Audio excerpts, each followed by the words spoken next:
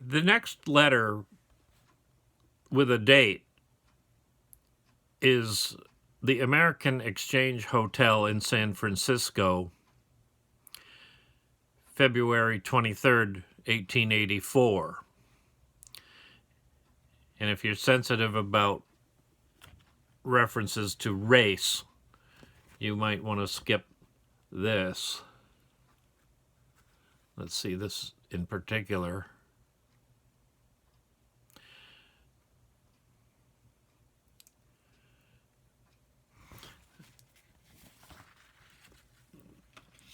The other one from that hotel is missing page 1, so I don't know the date.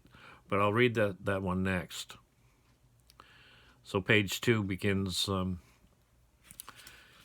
they hold land quite high here, and they seem to be able to get their price. There is a good deal of honey made in the southern part of the state. We always have it on the table for syrup. One of the greatest sights in this place is Chinatown, right in the middle of the city. They occupy 3 or 4 squares, and it is just the same as going to Shanghai. To go up there, I went to one of their theaters the other night.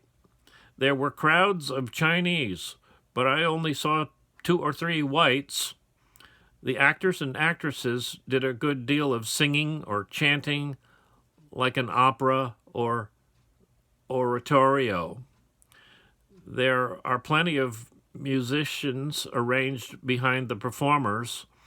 One beat with 2 sticks on a kind of block and made like clappers. Another beat a regular gong, and another played a fiddle, which was like this. I'll include that in the thumbnail.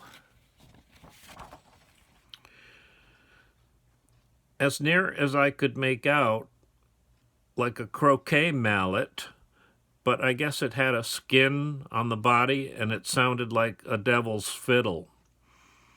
And another had a kind of banjo. They begin at 5 p.m.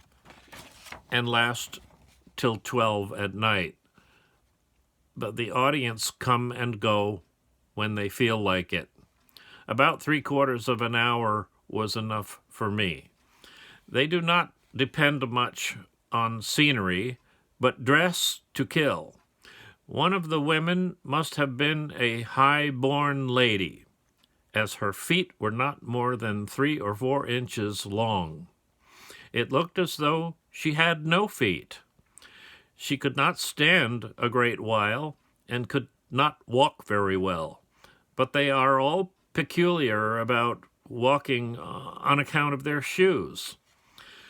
The audience all appeared to be much interested, but did not smile, nor applaud, nor make any sign. Every town on the coast has its Chinese settlement in it. The people here are very much approved to having the Chinese come. Opposed. The people are very much opposed to having the Chinese come here without restrictions, and I do not blame them.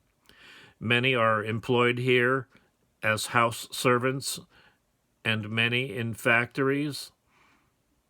I must cut this letter short and wish you would write as soon as possible to me at American Exchange Hotel.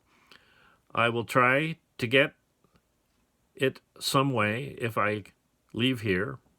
With love to all, yours, Winfield.